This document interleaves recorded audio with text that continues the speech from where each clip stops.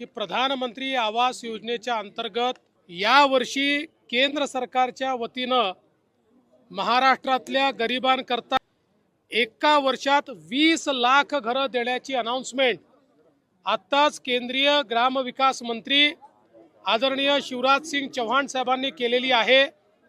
महाराष्ट्राला मोदी सरकारने दिलेली ही अत्यंत मोठी भेट आहे आणि देशाच्या इतिहासामध्ये कुठल्याच राज्याला आजपर्यंत एका दिवसात किंवा एका वर्षात इतकी घरं मिळालेली नाहीत। ती 20 लाख घरं आपल्याला मिळालेली आहेत की पूर्वी सर्वेक्षणामधले जे निकष होते ते निकष देखील आता त्या ठिकाणी डायल्यूट करण्यात आलेले आहेत।